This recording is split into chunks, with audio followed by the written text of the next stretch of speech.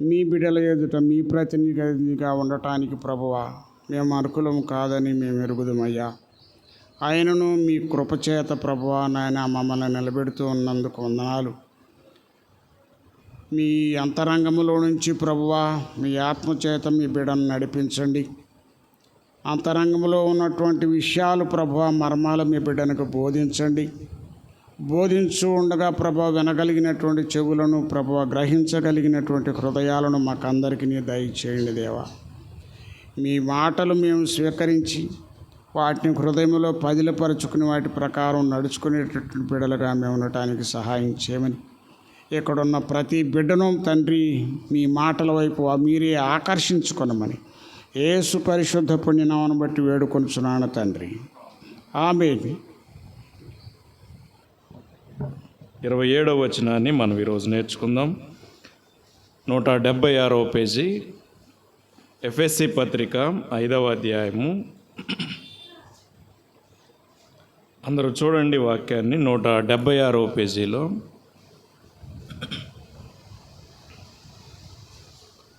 పురుషులారా మీరును మీ భార్యలను ప్రేమించుడి, అటువలే క్రీస్తు కూడా సంఘమును ప్రేమించి అది కళంకమైనను ముడతయైనను అటిది మరి ఏదైనాను లేక పరిశుద్ధమైనదిగాను నిర్దోషమైనదిగాను మహిమగల సంఘముగాను ఆయన తన ఎదుట దానిని నిలవబెట్టుకొనవలనని వాక్యముతో ఉదక స్నానము చేత దానిని పవిత్రపరచి పరిశుద్ధపరచుటకై దాని కొరకు తన్ను తాను అప్పగించుకొనెను.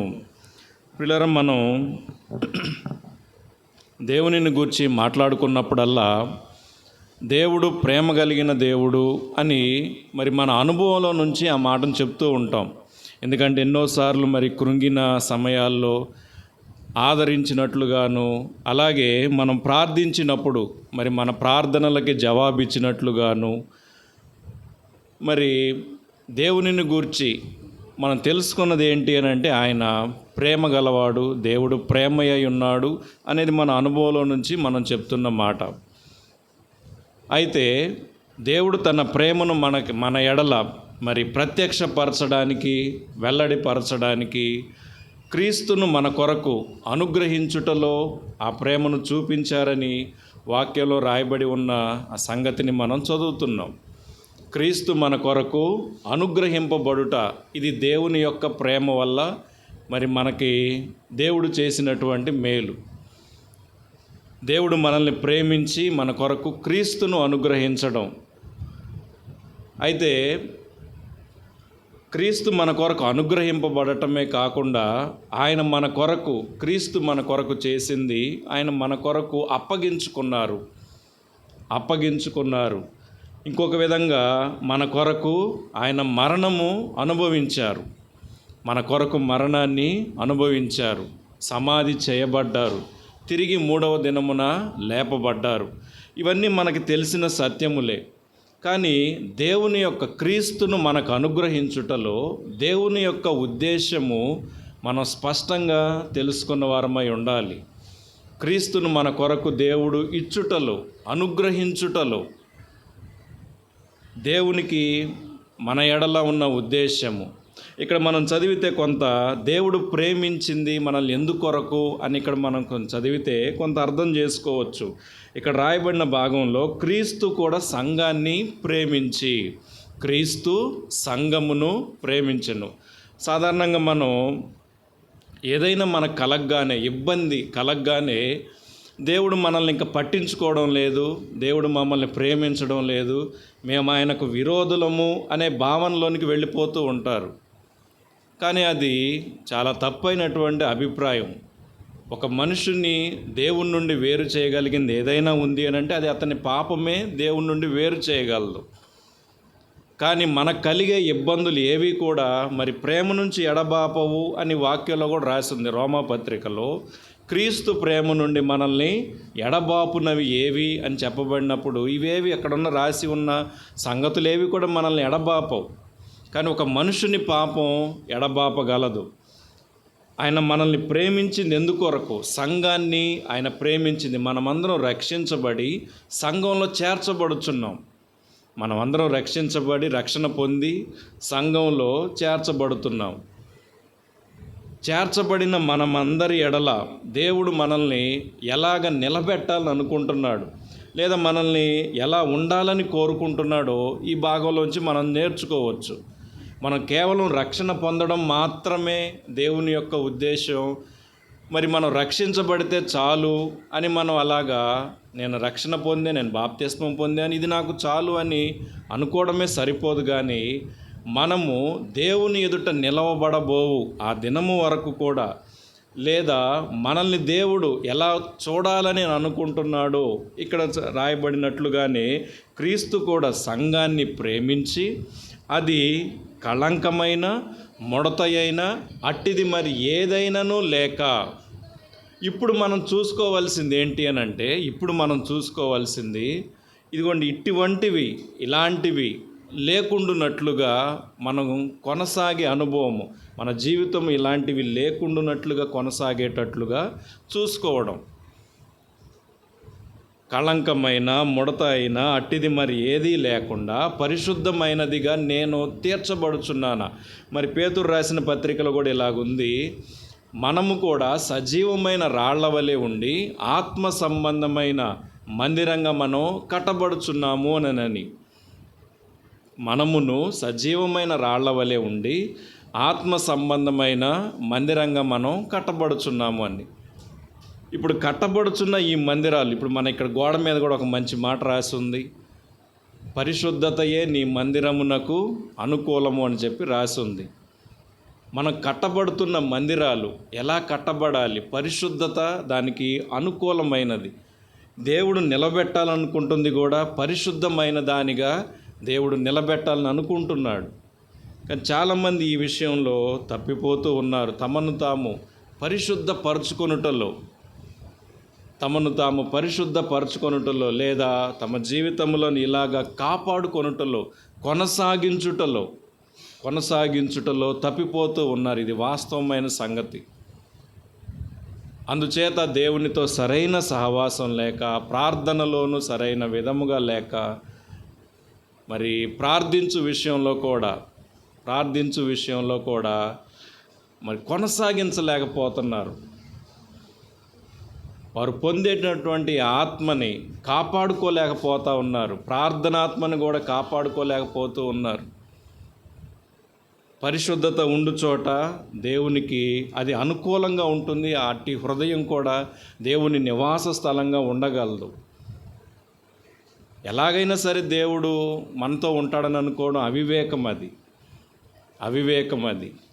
సంసోను బలవంతుడైనప్పటికీ కూడా తనను ఒక దినమందు అతనికి ఏం కలిగింది అంటే, దేవుడు ఆయనను ఎడబాసిన అనుభవం అతని జీవితంలో ఉంది. ఎందువల్ల అతనికి అది జరిగింది? వినేటటువంటి స్వభావం లేదు, సరిదిద్దుకునేటటువంటి స్వభావం లేదు. బలవంతుడే, దేవుని శక్తి చేత గొప్ప కార్యాలను చేసిన వాడే. కానీ ఒక దినమందు అతని అనుభవంలో రాయబడింది ఏంటి అని అంటే, దేవుడు ఆయనను ఎడబాసెను. వద్దన్న వాటిని చేసేటటువంటి వానిగా అతను మారిపోయాడు. చూడండి, మనం కొనసాగేటటువంటి విధానం ఎలాగుంటుంది, ఎలాగ మనం కొనసాగుతున్నాం దేవునితో, అది చివరికి తనను తాను నష్టపరుచుకునేంతగా, తనను తాను పోగొట్టుకునేంతగా, దేవుడు ఎడబాసేటట్లుగా మనకివ్వబడిన కృప ఇది ఎంతో విలువైంది, ఎంతో అమూల్యమైంది.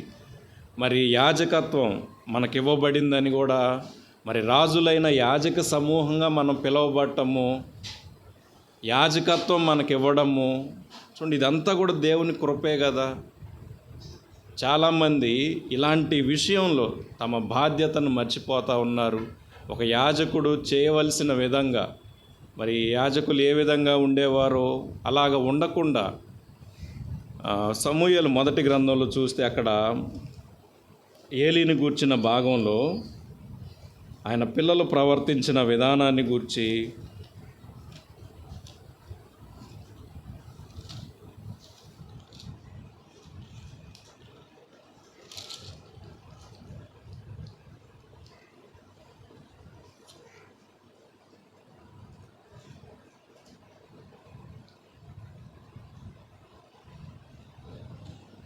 రెండవ అధ్యాయంలో ఏలీ కుమారులు వారిని గూర్చిన ప్రస్తావన చూడండి. ఇక్కడ వీరు యాజకులుగా ఉన్నారు. ఏలీ మరి ఆయన దేవుని మందిరంలో ఉండి 2వ అధ్యాయం 12వ వచనంలో ఆ కుమారుల గురించి ఏలీ కుమారులు యెహోవాను ఎరుగని వారై మిక్కిలి దుర్మార్గులై ఉండిరి, జనుల విషయమై యాజకులు చేయుచు. చూడండి, అక్కడ అదంతా వద్దు.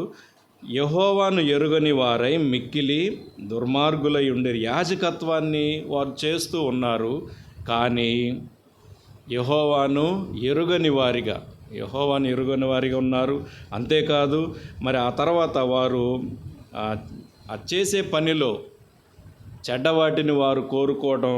అలాగే 17వ వచనంలో జనులు యెహోవాకు నైవేద్యము చేయుటయందు అసహ్యపడుటకు ఆ యవ్వనులు కారణమైరి గనుక వారి పాపము యెహోవా సన్నిధిని బహు గొప్పదాయను. జనులు యెహోవాకి నైవేద్యం చేయడానికి కూడా అసహ్యపడేటట్లుగా వీరు ఈ యాజకత్వంలో మరి పైన చెప్పినట్లుగా వీటన్నిటిని కోరుకోవడాన్ని బట్టి జనులకి అది చాలా అసహ్యం కలిగినట్లుగా రాయబడినట్టు మనం కూడా యాజకులుగా ఉండడానికి పిలువబడ్డ వారము. రాజులైన యాజక సమూహంలో మనం చేర్చబడిన వారం. కానీ ఈ పనిలో మరి దేవుని పని చేసే విషయంలో మనం నమ్మకస్తులుగా ఉండాలి అని చెప్పి వాక్యంలో ఉంది కదా. ఆయన పనిని అశ్రద్ధగా చేయువాడు మరి శాపగ్రస్తుడని కూడా రాసి ఉంది. వీరు దేవుని పనిని చేసే విషయంలో ఇంకొంచెం ముందుకెళ్తే వాళ్ళు చేసినటువంటి చెడ్డ పనులన్నీ అక్కడ రాసి ఉన్నాయి. వారు స్త్రీలతో సైనించుటను బట్టి, అలాగే మరి చేసినటువంటి కార్యాలు ఈ జనుల ముందు మీరు చేసిన చెడ్డ కార్యాలు నాకు ఇలాగ వినబడినవి, మీరెందుకు వీటిని చేయుచున్నారు, ఇలాగ చేయొద్దు, నాకు వినబడింది మంచిది కాదు, మీరు యెహోవా జనులను మీరు అతిక్రమింపజేయుచున్నారు. ఒక క్రైస్తవుడు తాను దేవునితో నడిచే విషయంలో మీ వాక్యాన్ని మీరి ప్రవర్తించేవారైతే, వాక్యాన్ని గైకొనని వారైతే ఖచ్చితంగా వారు చూసేవారి ఎదుట జనులని మరి దేవుని ఆజ్ఞల్ని మరి ఎక్కువగా మీరేటట్లుగా వాళ్ళు చేయగలుగుతారు. జనులు దేవుని ఆజ్ఞల్ని మరి ఎక్కువగా మీరేటట్లుగా చేయగలుగుతారు. ఇక్కడ వీరు చెప్పినప్పటికీ కూడా మాట వినుబుద్ధి వీరిలో కలగలేదు. దిద్దుకోవడానికి దేవుని పనిని ఇలాగ చేయకూడదు, యాజకత్వాన్ని ఇలాగ చేయకూడదు, అయినప్పటికీ కూడా వారు ఇలాగే కొనసాగుటను బట్టి తీర్పు ఒక దినమందు అకస్మాత్తుగా వారి మీదకి వచ్చి వారు చనిపోయినట్లుగా రాసుంది. వారు చంపబడ్డారు, చనిపోయినట్లుగా రాసుంది. ఆ తర్వాత పుట్టిన బిడ్డలు కూడా అతనికి ఒక పేరు పెట్టాల్సి వచ్చినప్పుడు కూడా మరి ఈకాబోదు అని పెట్టాల్సి వచ్చింది. ఆ పేరు పెట్టాల్సి వచ్చినప్పుడు కూడా అంటే ప్రభావము వెళ్ళిపోయింది అన్నట్లుగా యాజకత్వపు మరి అలాంటి కృపలు మనకు దొరికినప్పుడు ఈ పనిని మనం ఎంత చక్కగా చేయగలుగుతున్నాం. పరిశుద్ధత లేకుండా సేవను చేయడానికి, పరిశుద్ధత లేకుండా మనం మరి దేవుని పనిలో ఇలాగ చేయడానికి చూడటం ఎలాంటి ఆశీర్వాదాలు మనం సంపాదించుకోం. కానీ ఇక చూడండి, ఇక్కడ చెప్పినట్లుగా ఒక దినమందు అకస్మాత్తుగా వీరికి వినుబుద్ధి పుట్టలేదు, లేదా వినుబుద్ధి వీరికి లేదు. అందుచేత వారు మరి తీర్పుని వారు మీదకి లాక్కున్నట్లుగానే ఉన్నట్టు ప్రేమించబడిన మనము మన ఎడల దేవుని యొక్క ఉద్దేశం ఏంటో, దేవుని యొక్క చిత్తం ఏంటో మనం ఎరుగని వారిగా ఉండకూడదు. ఆయన సంఘాన్ని ప్రేమించెను.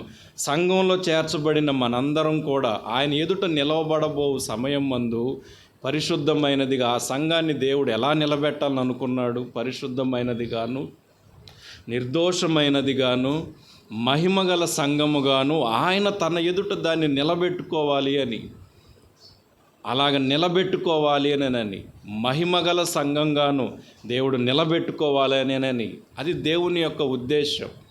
ఎందుకు మహిమని మనుషులు మరి పోగొట్టుకుంటారని రాసింది?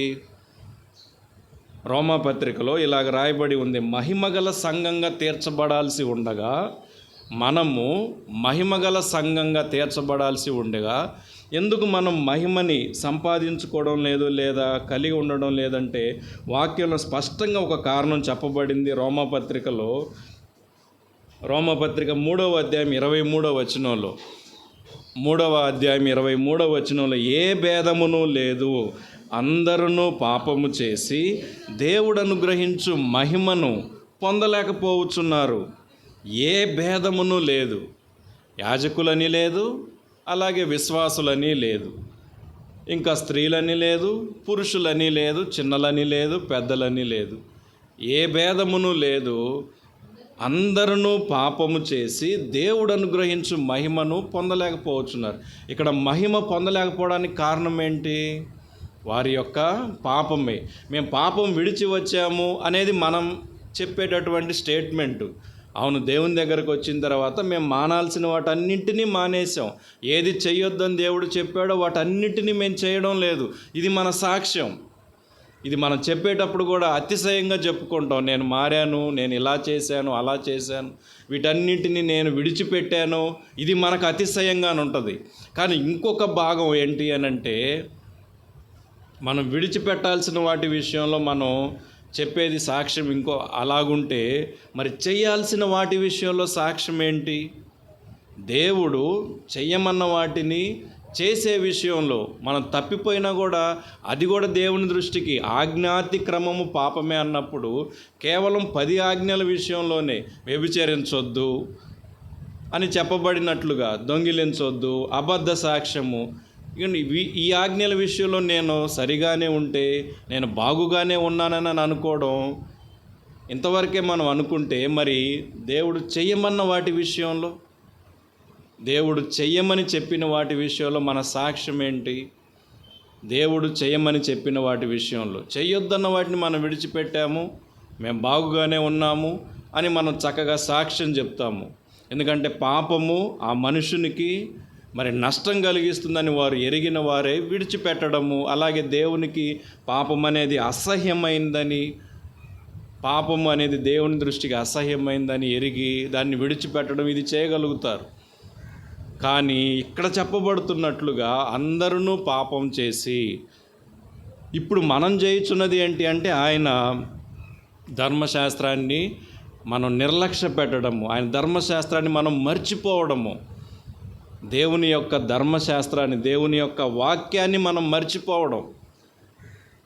హోషేయ గ్రంథంలో రాసి ఉంటుంది ఈ మాట, జనులు దేవుని గూర్చి సత్యమును కనికరమును దేవుని గూర్చిన జ్ఞానము లేకపోవటను బట్టి మరి వ్యాజ్యం కలుగుతున్నది అని, దేవుని గూర్చిన జ్ఞానం మరి వారిలోకి లేదు అని చెప్పి ఇంకో చోట, అలాగే హోషేయ గ్రంథంలో ఇంకో చోట నీవు నీ దేవుని ధర్మశాస్త్రాన్ని మరచితివి అని నిర్లక్ష్య పెట్టడం వాస్తవమైన సంగతి. ఇది క్రైస్తవులు ఈ గ్రంథాన్ని ప్రేమించుటకు బదులుగా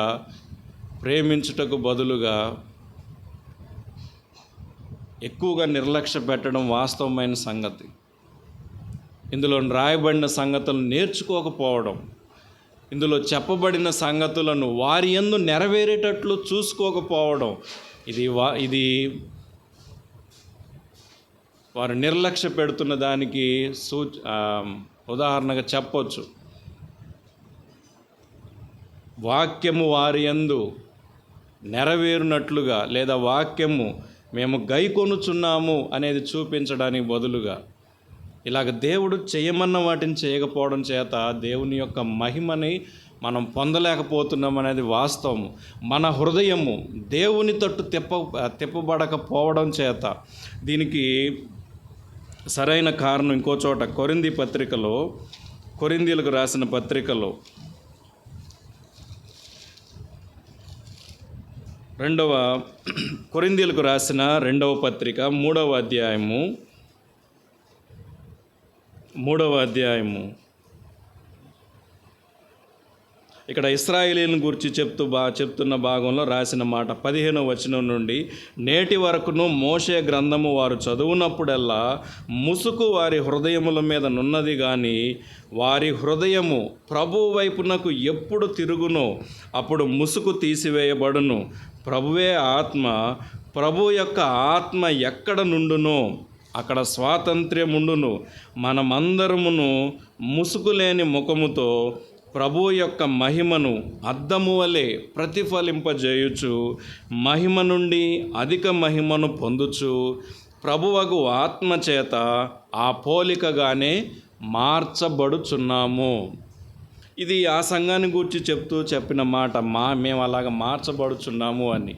కానీ ఇక్కడ మనం మహిమని పాపము చేయడం చేత మహిమను మనం పోగొట్టుకుంటా ఉన్నాం.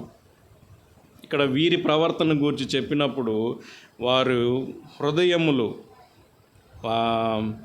ప్రభు వైపు త్రిప్పబడలేదు అని చెప్పినట్లు. అవును, మనకి మందిరంతో మంచి పరిచయం ఉంటుంది, ఈ గ్రంథంతో మనకు మంచి పరిచయం ఉంటుంది, దేవుని సేవకులతో మంచి పరిచయం ఉంటుంది, ప్రార్థనలకి మనం మరి పడినటువంటి వారము, అలవాటు చేయబడ్డాము. ఏం జరిగినా సరే మనం ప్రార్థన చేయాలి ఇలాగ అలవరచబడ్డాము. కానీ మన హృదయము దేవుని నివాస స్థలమేనా? ఆయన మనతో కూడా ఉండడానికి ఇష్టపడేవారేనా? వినయము గలవారి యొద్దను, దీన మనసు గలవారి యొద్దను నేను నివాసం ఉంటాను అని దేవుడు చెప్పినట్లుగా తమ హృదయములనేది నివాస స్థలమునకు ఎందరూ ఆయనను తీసుకొని వెళ్ళగలుగుతున్నారు? ఎందరూ ఉండేటట్లుగా తమను తాము జాగ్రత్త చేసుకోగలుగుతున్నారు? ప్రభు లేకపోతే మహిమ లేదండి. ప్రభు లేకపోతే మహిమ లేదు. మన మహిమ ఒట్టిది. కానీ ప్రభు వైపు మన హృదయములు త్రెప్పబడినప్పుడు, ఇక్కడ రాసినట్లుగా ఎప్పుడైతే వారి హృదయము ప్రభు వైపుకి ఎప్పుడు తిరుగునో అప్పుడు ఆ ముసుగు తీసివేయబడును. ప్రభు యొక్క ఆత్మ ఎక్కడుండునో అక్కడ స్వాతంత్ర్యము ఉండును. ఆ తర్వాత మాట 18వ వచనంలో, మనమందరమును ముసుకులేని ముఖముతో ప్రభువును మనం ఎదుర్కోవలసి వచ్చినప్పుడు ముసుగులేని ముఖముతో ప్రభు యొక్క మహిమని అద్దం వలె మనం ప్రతిఫలింపజేయటం, సంఘంగా చేర్చబడిన మనము మహిమగల సంఘంగా మనం తీర్చబడాల్సి ఉంది. కానీ మనమేమో దానికి బదులుగా ఆయన యొక్క మహిమని ప్రతిఫలింపజేయని జీవితాలు. అందుకొరకు కాదు. మనమున్నది దేవుని యొక్క మహిమ కొరకు. మన రక్షణ దేవుని మహిమను మరి యెహోవా నామమునకు, మొదటి దినవృత్తాంతాల్లో ఉన్నట్లు యెహోవా నామమునకు తగిన మహిమను ఆయనకు చెల్లించుడి. దావీదు చేసినటువంటి ఒక స్తుతి.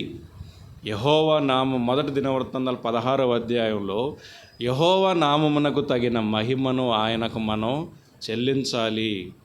రక్షింపబడిన మనము, మారు మనసు పొందామన్న మనము, మన మారు మనసుకు తగిన జీవితాన్ని, క్రియలతో కూడిన జీవితాన్ని, ఫలములు ఫలించే జీవితాన్ని జీవించుట చేత తగిన మహిమను దేవునికి మనం చెల్లించాలి. నైవేద్యములను చేతపుచ్చుకొని మరి పరిశుద్ధమైన అలంకారము ధరించుకొని, పరిశుద్ధమైనటువంటి అలంకారముల చేత అలంకరించబడి ఆయన సన్నిధిలో మనం సాగిలపడదాము అని చెప్పి మరి దావీదు చేసిన స్తుతిలోని ఒక భాగంలో ఇలాగ చెప్పబడింది. కానీ మనం రక్షించబడ్డాము, ఇదే మనకు చాలునని అనుకుంటే భక్తికి కావలసిన వాటిని కూడా ప్రియులారా మనం సమకూర్చుకోవాలి, ధరించుకోవాలి. మన పిలువబడ్డ పిలుపుకు తగ్గట్లుగా, పరిశుద్ధులకు తగినట్లుగా మనం వాటిని ధరించుకోవాలి. అప్పుడు ఈ మాటలు మరలా నేను ఇక్కడికి వస్తాను. కొలస్సీ పత్రికలో ఇలాగా ధరించుకోమని చెప్పబడిన ఈ భాగంలో ఇట్టివి మనం లేనప్పుడు మనం మహిమని ఎలాగ చూపించగలుగుతాం చెప్పండి? ఆ పోలికగా మనం జీవించినప్పుడు 3వ అధ్యాయం 12వ వచనంలో, కొలస్సీలకు రాసిన పత్రిక 3వ అధ్యాయం 12వ వచనంలో, కాగా దేవుని చేత ఏర్పరచబడిన వారును పరిశుద్ధులను ప్రియులునైన వారికి తగినట్లు మీరు జాలిగల మనస్సును, దయాళుత్వమును, వినయమును, సాత్వికమును, దీర్ఘశాంతమును ధరించుకొనుడి. చూడండి, మనం కేవలం రక్షణ పొందాం, ఇదే మనకు చాలని అనుకోవడం కాదు. భక్తి పరిమళాన్ని, లేదా క్రీస్తు మన కొరకు ప్రాణం పెట్టి పరిమళ వాసనగా మనం ఉండడం కోసం ఆయన మరి మనందరి కొరకు అప్పగించుకున్నారు, అర్పించుకున్నారని మనం చెప్పినట్లుగా మన పరిమళ వాసన వేటిల్లో నుంచి వెదజల్లబడుతుంది అంటే, మనం ధరించుకున్న వాటిల్లో నుండి, లేదా మనం చేర్చుకున్న క్రీస్తు యేసు వల్ల సంపాదించుకున్న ఆ గుణ లక్షణాల్లో నుండి, ఆయన స్వభావంలో నుండి అట్టి పరిమళ వాసన బయటికి వెల్లడి అవగలదు. ఇక్కడ చెప్పినట్లుగా దేవుని చేత ఏర్పరచబడిన వారును. అవును, మనం ముందుగా కృప పొంది దేవుని చేత ఏర్పరచబడ్డాము, దేవుని చేత మనం పిలువబడ్డాము, దేవుని చేత మనం ఏర్పరచబడ్డాము. అలాగే పరిశుద్ధులను ప్రియులైన వారికి తగినట్లుగా, పరిశుద్ధులను ప్రియులైన వారికి తగినట్లుగా మీరు అంటే మనము వేటిని ధరించుకోమని వాక్యం సెలవిస్తుంది ఇక్కడ? జాలిగల మనస్సుని, దయాళుత్వమును. ఇక్కడ జాలిగల మనసు అని చెప్పబడినప్పుడు యోబు గ్రంథంలోని మాటలే కాక, యోబు గ్రంథంలో యోబు చరిత్రలనే, ఆయన జీవితాన్ని గురించి ఇంకొక క్రొత్త నిబంధనలో కూడా, యాకోబు పత్రికలో కూడా ఇలాగా యోబును గూర్చి ప్రస్తావిస్తూ, యోబు ఆయన ఎంతో సహనమును జాలియు కలిగిన వాడు అని చెప్పి రాసినట్లుగా, ఇప్పుడు మనం మరి సేవించుచుండగా, దేవుణ్ణి మనం వెంబడిస్తూ ఉండగా, క్రైస్తవులని పిలువబడుతుండగా, అలాంటి ఏదైనా ఒక సాక్ష్యము. యోబు ఎప్పుడో జీవించిన మనుషుడు, కానీ క్రొత్త నిబంధన కాలంలో కూడా ఆయన భక్తిని గురించి మాట్లాడుకుంటున్నట్లుగా, ఆయన భక్తిని గురించి మాట్లాడుకుంటున్నట్లుగా చూడండి, ఇవన్నీ కూడా అమర్చుకోవలసినవే. ఇంకొక పేతురు రాసిన పత్రికలో కూడా మనం కలిగి ఉండమని, అమర్చుకోమని చెప్పిన కొన్ని భాగం అక్కడ భక్తి యందు సహోదర ప్రేమని అక్కడ కొన్ని చెప్పినట్లుగా, ఇలాగా అమర్చుకోవలసిన వాటిని, ధరించుకోవలసిన వాటిని మనం కలిగి ఉండాలి కదా. మీరు జాలిగల మనస్సుని, అలాగే దయాళుత్వమును, వినయమును, సాత్వికమును, దీర్ఘశాంతాన్ని మీరు ధరించుకోండి. సాత్వికులు ధన్యులు అని చెప్తున్న భాగంలో వారు భూలోకమును మరి స్వతంత్రించుకుంటారు.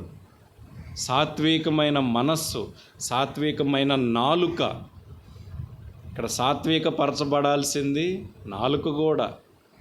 సాత్వికమైన నాలుక, సాత్వికమైన స్వభావం.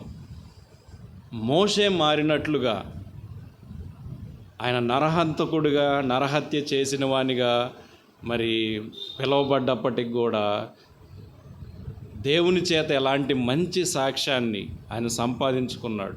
మన పూర్వస్థితి ఏదైనా అయి ఉండొచ్చండి ప్రభు దగ్గరకు రాకమునుపు, కానీ దేవుని దగ్గరకు వచ్చిన తర్వాత దేవుని చేత మనం సంపాదించుకునే సాక్ష్యము అది మాట్లాడుకునేదిగా ఉంటుంది. మోషే సంపాదించుకున్న సాక్ష్యాన్ని ఈరోజు మనం మాట్లాడుకుంటున్నాం. ఆయన మిక్కిలి సాత్వికుడు అనే మాటని ఇప్పటికీ మనం మాట్లాడుకుంటున్నాం.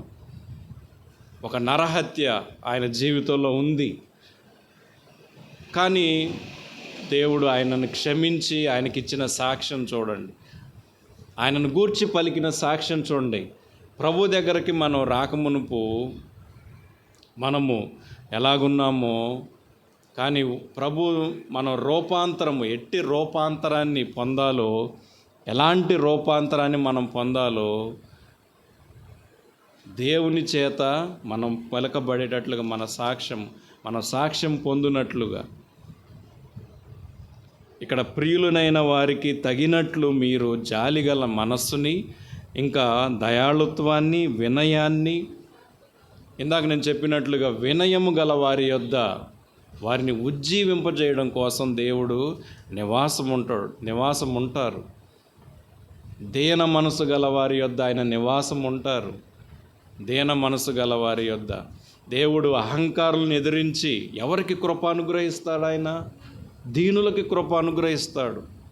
అహంకారులు ఏ విధం చేతనైనా సరే అహంకారంగా ప్రవర్తించేవాళ్ళు, ఈవెన్ వాక్యం మాకు బాగా తెలుసు, ప్రార్థన మాకు బాగా తెలుసు అని ఇలాగ అతిశయపడేవాళ్ళు కూడా, ఎవరు కనికరించబడ్డారు ఆకాశం వైపు కన్నులెత్తటం కూడా ధైర్యము చాలక రొమ్ము కొట్టుకొనొచ్చు, తనను తాను తగ్గించుకొనినవాడు దేవుని దృష్టిలో అతడు విలువైన వానిగా, అతను చేసిన ప్రార్థనలు కూడా విలువైనవిగా ఎంచబడినట్లు దేవుడు అట్టివారికి దీనులకి కృప అనుగ్రహిస్తాడు. వినయాన్ని, సాత్వికమును, దీర్ఘశాంతాన్ని మీరు ధరించుకోండి. ఇట్టివి ధరించుకొని ఇట్టివి మనం కలిగి ఉండి ఆయన యొక్క మహిమను అద్దము వలె మనం ప్రతిఫలింపజేస్తూ దేవుని యొక్క మహిమను, దేవుని యొక్క మంచితనాన్ని, దేవుని యొక్క కృపను ఇవి మనం ప్రతిఫలింపజేయాలి. క్రీస్తు పోలికలో జీవించే జీవితము అది మనం సంపాదించుకోవాల్సింది. క్రీస్తును పోలి నడుచుకోవడం ఇది మనం గురి పెట్టాల్సింది. మేము ఎలాగైనా నడుచుకుంటున్నాం, మేము క్రైస్తవులం అంటే అది తర్వాత తరంలో కానీ మాట్లాడుకునే విషయంగా ఉండదు. కానీ క్రీస్తును పోలిన జీవితం మనుషుల్ని ఆలోచింపజేస్తుంది. క్రీస్తును పోలినట్టి జీవితం ఇక్కడ రాసినట్లుగా ఆయన యొక్క మహిమను అద్దము వలె మనం ప్రతిఫలింపజేయాలి. అలాగే మహిమ నుండి అధికమైన మహిమను పొందుచు ప్రభువగు ఆత్మ చేత ఆ పోలికగానే మార్చబడుచున్నాము. ఆత్మయగు ప్రభువు చేత, దేవుని ఆత్మ చేత నడిపించబడే అనుభవంలోనికి మనం ఎదగాలి. దేవుని ఆత్మ చేత నడిపించబడే అనుభవం. కుమారులు అని ఎవరు పిలువబడతారు చెప్పండి? కుమారులుగా ఎవరు పిలువబడతారు? విశ్వాసం ఉంచిన వారు కుమారులుగా పిలువబడతారు. అంతేకాదు దేవుని ఆత్మ చేత ఎందరైతే నడిపించబడుదురో వారందరూ కూడా మరి కుమారులుగా పిలువబడతారు. అలాగ మనం ఎదగాల్సి ఉంది. ఆయన యొక్క మహిమను ప్రతిఫలింపజేయడం ఇది మన మీద ఉన్న బాధ్యత. ఇది ఇక్కడ వాక్యాలు ఉన్నట్లుగా మనం చేర్చబడిన సంఘంలో మనం ఇలాగ నిలబడి ఉండాలి. ఇంకంతేకాదు ఆ తరువాత ఎఫెసీ పత్రికలు మనం చదివిన భాగంలో వాక్యముతో ఉదక స్నానం చేత దానిని పవిత్రపరచి, వాక్యంతో సరైన సహవాసం నేడు ఉండడం లేదు, చాలామందికి ఉండడం లేదు. కొన్ని వాక్యాలు నేర్చుకొని ఉంటారు, ఆ వాక్యాలు వారికి ఇంకా మరి ఆశీర్వాదంతో కూడిన మాటలు చాలా మటుకు ఇవే కనిపిస్తూ ఉంటాయి, వాటినే ప్రేమిస్తారు. కానీ దేవుని వాక్యంతో సరైన సహవాసం, దేవుని వాక్యాన్ని మనం ప్రేమించి చదువుతూ ఉంటే ఆ పోలికగా మనం మార్చబడతాము. ఒకవేళ మనం చదువు లేకపోయినా వినినటువంటి సంగతులనైనా సరే లోపల నిలిచి ఉండేటట్లుగా చూసుకోగలిగితే వాక్యము మనలో క్రియ తప్పకుండా చేస్తుంది. ఒక ఔషధం, మనం తీసుకునే ట్యాబ్లెట్లు, ఔషధాలు లోపలికి వెళ్ళి ఎలాగ పనిచేస్తాయో దేవుని వాక్యం అంతకు మించి మనం చేర్చుకున్నప్పుడు, సాత్వికమైన మంచి మనసుతో మనం వాక్యాన్ని అంగీకరించినప్పుడు మనం రక్షించబడతాము. అలాగ నింపుకొనున్నట్లుగా చూసుకోవాలి. మనం మాట్లాడినప్పుడు కూడా మన హృదయం దేవుని వాక్యం చేత నింపబడిన ఆ అనుభవము మనం కలిగి ఉంటే మనం మాట్లాడే మాటలు కూడా ఎదుటివారికి మేలు చేస్తూ ఉంటాయి. సహజంగా మన మాటలు ఎలా ఉండాలని వాక్యంలో ఉంది? ఎదుటివారికి క్షేమాభివృద్ధి కలిగించేవిగానే ఉండాలి కదా, మేలు చేసేవిగానే ఉండాలి కదా. దేవుని వాక్యంతో నింపబడిన మాటలు మాట్లాడగలిగితే ఎదుటివారికి మనం మేలు చేయగలం, క్షేమాభివృద్ధిని మనం కలుగు చేయగలం. ఎప్పుడు మాట్లాడాలో, ఎప్పుడు నోరు తెరవకుండా ఉండాలో అది బాగా తెలుసుకొని ఉండాలి. మనం క్రైస్తవులం కాబట్టి, మేము దేవుని బిడ్డలం కాబట్టి మన మాటల్లో దోషం ఉండదు, లోపం ఉండదని అనుకోవడం పొరపాటు. అది మనం మాట్లాడేటప్పుడు మాట్లాడాల్సినప్పుడు మాట్లాడాలి, మిగిలిన సమయాల్లో మౌనంగా ఉండడము. నోరు తెరవకుండా ఉండే సందర్భాల్లో మనం నోరు తెరవకుండా ఉండడం అది మనకు మంచిది. అది ఇక్కడ వాక్యంలో ఉన్నట్లుగా వాక్యముతో ఉదక స్నానం చేత దానిని పవిత్రపరచి, వాక్యము మనల్ని పవిత్రపరుస్తుంది. వాక్యాన్ని మనం ప్రేమిస్తే, వాక్యాన్ని మనం బాగుగా నేర్చుకుంటే, వాక్యాన్ని మన హృదయంలో నింపుకుంటే మనం పవిత్రపరచబడతాము. మామూలు స్నానం మనల్ని ఎలాగైతే శుభ్రంగా ఉంచుతుందో, దేవుని వాక్యము మన నడతను ఎంతో ఎక్కువగా శుద్ధి చేస్తుంది. మనం యవ్వనుల గురించి మాట్లాడినప్పుడు ఈ మాట అంటాం కదా, యవ్వనులు దేని చేత తమ నడతను శుద్ధి చేసుకుంటారని చెప్పినట్లు నీ వాక్యాన్ని జాగ్రత్తగా చూసుకోవడం చేత అని మనం చెప్తాం. అలాగే మనం కూడా చూసుకుంటే పెద్దవారైన వారు కూడా వాక్యంతో వ్యవహరించే విధానం. మనం కేవలం వినువారు మాత్రమై ఉంటే మేలు పొందలేము, పవిత్రపరచబడలేము. కానీ ఇలాంటి అనుభవం కోరుకోవాలి. ప్రభువా, నీ వాక్యముతో ఉదక స్నానం చేత నన్ను పవిత్రపరచు. ఎందుకంటే ఇది నీ ఉద్దేశం. నీవు నన్ను ప్రేమించి నన్ను ఇలాగ నిలవబెట్టాలని నన్ను అనుకుంటున్నావు కాబట్టి నన్ను పవిత్రపరచుము.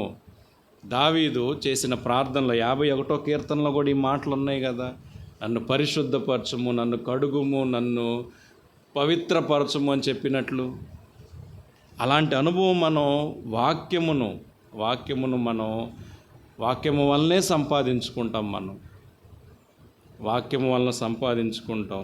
దానిని పవిత్రపరచి పరిశుద్ధపరచుటకై దాని కొరకు తనను తాను అప్పగించుకొనెను. క్రీస్తు మన కొరకు అప్పగింపబడింది.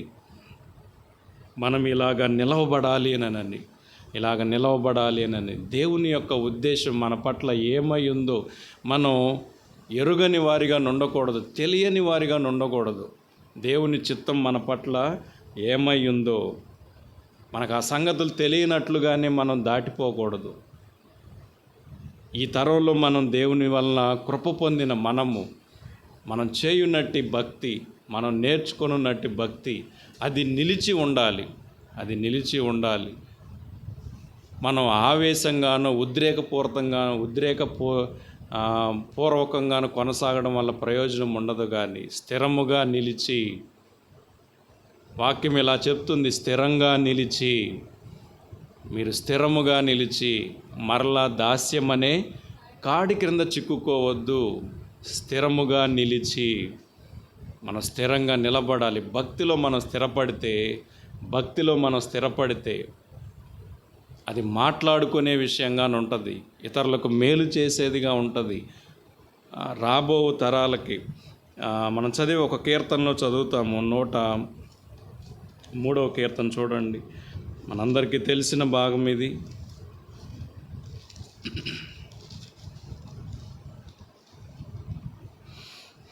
103వ కీర్తన 17వ వచనంలో, ఆయన నిబంధనను గైకొనుచు ఆయన కట్టడలను అనుసరించి నడుచుకున్న వారి మీద, యెహోవా యందు భయభక్తులు గలవారి మీద ఆయన కృప యుగయుగములు నిలుచును. ఆయన నీతి వారికి పిల్ల తరమున నిలుచును. ఈ వాక్యము సత్యం. ఇది ఆయన నిబంధనను గైకొనుచు ఆయన కట్టడలను అనుసరించి నడుచుకునే వారి మీద ఎలాగుండాలి మనం చెప్పండి? ఆయన కట్టడలను అనుసరించి నడుచుకునేవారిగా ఉండాలి.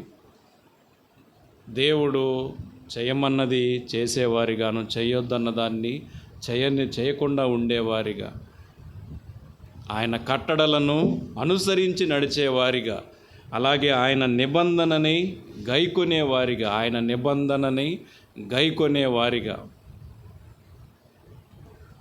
ఆయన నిబంధనను గైకొనుచు ఆయన కట్టడలను అనుసరించి నడుచుకునే వారి మీద, అలాగే యెహోవా యందు భయభక్తులు గల వారి యందు, దేవుని ఎడల భయభక్తులు గల వారి యందు ఎవరికి కృప నిలిచి ఉంటుంది చెప్పండి?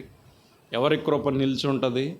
భయభక్తులని కలిగి ఉండేవారికి, వారికి కృప నిలిచి ఉంటుంది. యాజకత్వం పొందినప్పటికి కూడా దానిని అజాగ్రత్తతో చేసిన వారు కృపలో నిలిచి ఉన్నారా వాళ్ళు? ఆ తర్వాత పుట్టిన బిడ్డలు కూడా ప్రభావం లేదు అని చెప్పినట్లుగా అలాంటి పేరు పెట్టుకున్నట్లుగా ఏలీ పిల్లలు, అట్టి భయభక్తులు లేని వారు కృపలో నిలిచి ఉండలేరు. ఆ నీతి కూడా వారి తర్వాత తరాలకి నిలిచి ఉండదు. కానీ ఇప్పుడు మనం ఆయన నిబంధనని గైకొనేవారిగాను, ఆయన కట్టడల్ని అనుసరించి నడిచేవారిగాను మనం ఉన్నట్లయితే, భయభక్తులను మనం కలిగి ఉన్నట్లయితే ఆయన కృప నిలిచి ఉంటుంది. ఎవరి పట్లనంటే ఆ యెహోవా యందు భయభక్తులు గలవారి యందు. చాలా చోట్ల భక్తి, ఈ రెండు మాటలు కలిపి చెప్పబడతాయి. భయభక్తులు, భయము, భక్తి. మనం సంపాదించుకునే రక్షణని భయముతోనూ మరి వణకుతోనూ దాన్ని కొనసాగించమని వాక్యంలో చెప్పబడింది. మనం పొందుకొనిన రక్షణని భయంతో దాన్ని మనం దేవుని నామం అవమానం పొందకుండునట్లు, దూషింపబడకుండునట్లు దేవుని నామం అలాగ దూషింపబడకుండునట్లు మనం పొందుకొనిన రక్షణని అట్టి భయంతో మనం దాన్ని కొనసాగించాలని, అలాగే భక్తిని కూడా కలిగి ఉండాలి.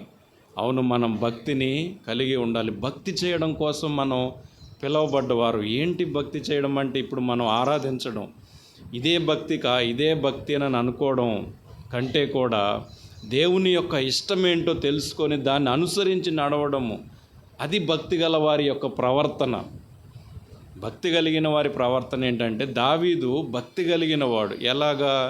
ఆయన దేవుని యొక్క హృదయాన్ని అనుసరించి నడిచేవాడు. నా హృదయానుసారుడు అని ఆయనను గూర్చి సాక్ష్యం ఇచ్చినట్లుగా దేవునిని ఎరిగిన వారుగా మనం దేవునిని ఎరిగిన వారిగా జీవించాలి. యాజకత్వం పొందినప్పటికీ ఏలీ పిల్లలు యెహోవాను ఎరుగని వారిగానున్నారు, దేవుణ్ణి ఎరుగని వారిగానున్నారు, దేవుని భయం లేని వారిగానున్నారు, భక్తి లేని వారిగానున్నారు. కాబట్టి వారు చేసే పనులు కూడా ఎలాంటి పనులు చేశారు? వాళ్ళు చెడ్డ పనులు చేశారు. మాంసాపేక్ష కలిగిన వారిగా వారు జనులు మరి దేవుని ధర్మశాస్త్రాన్ని అతిక్రమింప చేసేవారిగా వారు ఉన్నట్లుగా చూడండి. అట్టి ప్రవర్తన అందుకొరకు మనం పిలువబడలేదు. ఇక్కడ కృప నిలిచి ఉండాలి అని అంటే మనం భయభక్తుల్ని కలిగి ఉండాల్సిందే. యెహోవా యందు భయభక్తులు గల వారి మీద ఆయన కృప యుగ యుగములు నిలిచి ఉంటుంది. మనం జీవించే సంవత్సరములు 60 కావచ్చు, 70 కావచ్చు, ఇంకా దేవుని వల్ల కృప పొందితే 80 సంవత్సరాలు కావచ్చు. కానీ ఇక్కడ దేవుడు వాగ్దానం చేసినట్లుగా భయభక్తులు కాపాడుకుంటే, భయభక్తుల్లో నిలిచి ఉంటే మనం ఎంతవరకు దాని ప్రభావాన్ని చూపించవచ్చు అంటే, యుగ యుగములు నిలిచేటట్లుగా దేవుని కృప యుగ యుగములు నిలిచేటట్లుగా మనం చేయొచ్చు.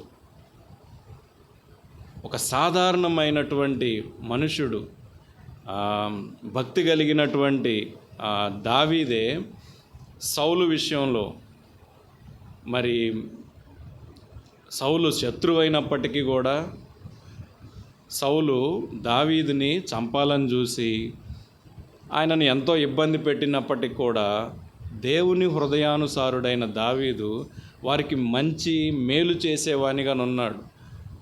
ఒక మనుషుడే ఇలాగూ మరి శత్రువుకి ఇలాగ చేయగలిగినప్పుడు దేవుడు ఇంకెంత ఎక్కువ చేయగలడో భక్తి కలిగి ఉంటే. మనం భక్తిలో నిలిచి ఉంటే, భయభక్తుల్లో నిలిచి ఉంటే దేవుడు ఇంకెంత ఎక్కువ చేయగలడో. ఇంకెవరైనా ఉన్నారా అని చెప్పి వెదికి మరీ దావీదు వారికి మంచి చేశాడని చెప్పి వాక్యంలో రాసి ఉంది. వారికి మేలు చేశాడని చెప్పి సౌలు కుటుంబీకుల్లో ఇంకా ఎవరైనా ఉన్నారా అని వెదికి మరీ వారికి మేలు చేసినట్లుగా దావీదు వంటి మరి భక్తి కలిగిన వారే అలాగ చేయగలిగితే దేవుడు, అందరికీ పైనున్న దేవుడు భయభక్తులు కలిగి కాపాడుకుంటూ ఉంటే దేవుడు మరి ఇంకెవరైనా ఉన్నారా అని మన కుటుంబాల్లో దేవుడు అలా చేయలేడా? తప్పకుండా చేస్తారు. కానీ మన ప్రవర్తన ఆయన నిబంధనని గైకొనేవారిగా ఉండాలి, అలాగే ఆయన కట్టడలని అనుసరించి నడిచేవారిగా ఉండాలి. మనకు తోచిందల్లా మనం చేసుకుంటూ పోకూడదండి. మనం క్రైస్తవులమయ్యాం కాబట్టి మనం చేసేదంతా మంచేనని అనుకోకూడదు. మనం చేసేదంతా మంచేనని అనుకోకూడదు. శత్రువు ఒకడు. మనం అజాగ్రత్తగా ఉన్నట్లయితే గురుగులని నాటగలవు. మనం చేసేదంతా కూడా మంచిదే అన్నట్లుగా మనం అలాగ కొనసాగకూడదు. కానీ ఆయన కట్టడలను అనుసరించి నడుచుకునే వారి మీద ఆయన కృప యుగయుగములు నిలుచును. అలాగే ఆయన నీతి వారి పిల్ల తరములకు కూడా నిలుస్తుంది. ఇలాగ నిలిచే జీవితాన్ని మనం, ఇలాగ నిలిచేటటువంటి భక్తిని మనం ఈ తరంలో మనం చేయగలిగితే మనం ఎంతో మేలు చేసిన వాళ్ళం అవుతాం. ఇప్పుడు మనం మేలు అనే విషయంకి వచ్చేసరికి ధనం రూపంలోనే మనం చేయలేకపోవచ్చు, ఎందుకంటే మనకు పరిమితులు ఉన్నాయి కాబట్టి మనం చేయలేకపోవచ్చు. కానీ భక్తి స్వాస్థ్యము మనం ఇక్కడ వదిలి వెళ్ళొచ్చు. ఇతరులకు మనం ఎంతో మేలు చేసిన వాళ్ళం అవుతాం. మనం సేవించుచున్న దేవుడు ఆశ్చర్య కార్యాలను ఆయన చేయగలడు. మనం జరుగునని అనుకోనటువంటి గొప్ప కార్యాలను ఆయన చేయగలడు. భక్తి యొక్క ప్రభావం ఏముందిలేనని మనం ఎన్నడూ దాన్ని తీసేసి నిర్లక్ష్యంగా ఉండకూడదు.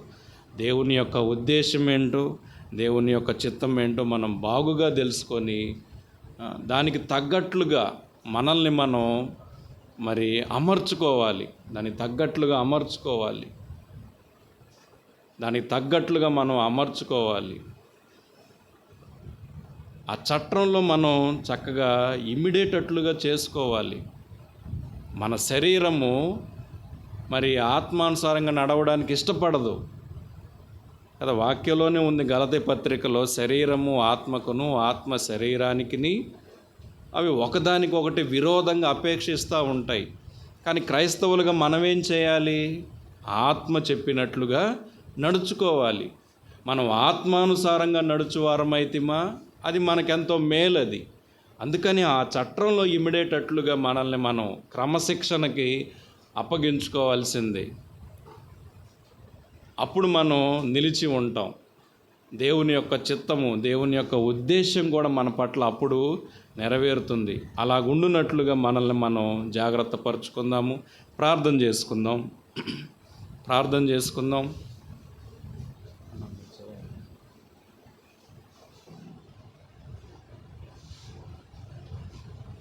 కళ్ళు మూసుకుందాం ప్రియులరా. పరిశుద్ధుడైన తండ్రి, మరొకసారి మీ పాదములకు వందనాలయ్యా. తండ్రి, ధర్మశాస్త్రపు ముసుగు తండ్రి మా మీద లేకుండా మీ కృపలో భాగస్థులుగా మమ్మల్ని అందరినీ చేసినందుకు మీకు స్తుతులయ్యా. ఏమిచ్చి మీ రుణాన్ని మేము తీర్చుకొనగలం ప్రభువా.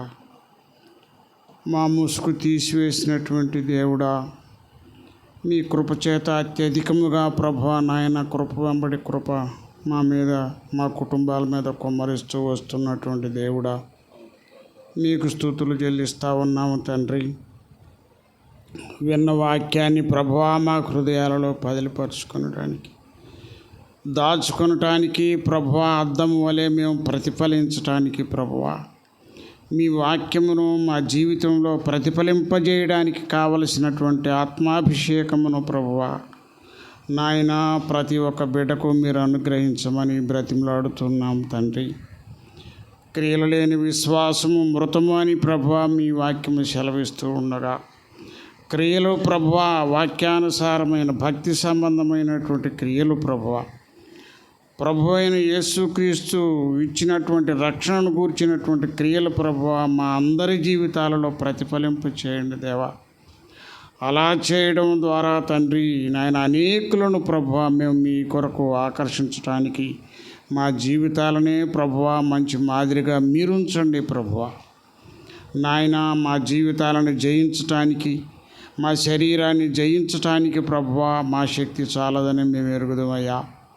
అందుకనే ప్రభువా మీ ఆత్మశక్తి మాకు అందరికీ అనుగ్రహించండి. ఏ భేదమును లేకుండా ప్రభువా అందరికీ మీ ఆత్మశక్తిని సమపాలలో అనుగ్రహించు దేవుడా. మీకు వందనాలు చెల్లించుకుంటా ఉన్నాము. మీ ఆత్మ మమ్మల్ని తాకటం ద్వారా ప్రభు మా లోపములను మేము తండ్రి గుర్తించి సవరించుకొని ముందుకు కొనసాగటానికి సహాయం చేయండి. అలాగూ చేయడం ద్వారా ప్రభు అనేకులను ప్రభు తండ్రి మీ మార్గంలోనికి అయ్యా మా జీవితాలు తండ్రి మీ పత్రికలు అని ప్రభు పౌలు భక్తుడు ఆనాటి క్రైస్తవ సంఘాన్ని విశ్వాసాల గురించి ప్రభు మీ పత్రికలుగా మేము లేవా అనేటటువంటి మాటలను ప్రభు పొగడగా అనగలిగాడు నాయన. అలాగనే ప్రభువా మీ పత్రికలుగా మేమందరం ఉండటానికి సహాయం చేయమని, మాతో ఉండమని ప్రభువా. ఇక్కడ కూర్చున్నటువంటి బిడ్డలు తండ్రి, రానటువంటి బిడ్డలు కూడా, ఇళ్లలో ఉన్నటువంటి బిడ్డలు కాలాన్ని సమయాన్ని ప్రభువా వ్యర్థముగా గడుపుతూ ఉన్నటువంటి బిడ్డలందరినీ కూడా దయతో మీరు జ్ఞాపకం చేసుకోండి అయ్యా. వచ్చినటువంటి బిడ్డల్ని ప్రభువా మీరు దర్శించండి దేవా. వారి జీవితంలో తగినటువంటి మార్పును తీసుకురండి ప్రభువా. వారే కాకుండా తండ్రి ఈసారి మందిరమునకు పోదాము అనేటువంటి వేరొకరిని కూడా పురికొల్పుకొని అయా మీ మందిరానికి అంటుకట్టబడాలని ప్రభువా నాయన ప్రతి బిడ్డ ఆశించి మందిరానికి తీసుకొచ్చేటటువంటి ఆశను ప్రతి ఒక్క బిడ్డకును మీరు దయచేయండి ప్రభువా. ఆ క్రమంలో ప్రభువా ప్రార్థనా బలాన్ని కలిగి ప్రతి ఒక్క బిడ్డ ఉండటానికి సహాయం చేయమని, ఆయా కుటుంబాలలో ఉన్నటువంటి సమస్యలను మీరు తీర్చండి. అది ఎటువంటి సమస్య అయినా మీ దగ్గర పరిష్కారం ఉందని మేము ఎరుగుదాం నాయన. మీరు కలిగినటువంటి తండ్రి కుటుంబం, తండ్రి సమస్యలు లేనటువంటి కుటుంబం, పరిష్కారము ప్రతి సమస్యకు పరిష్కారం కలిగినటువంటి కుటుంబం, సమస్యలన్నిటినీ తీర్చగలిగిన అన్నిటిలో నుంచి 34 కీర్తనలో శ్రమలన్నింటిలో నుంచి సమస్యలన్నింటిలో నుంచి ప్రభువా 7 సార్లు ఆ మాటలు మీరు రాయించగలిగారు తండ్రి.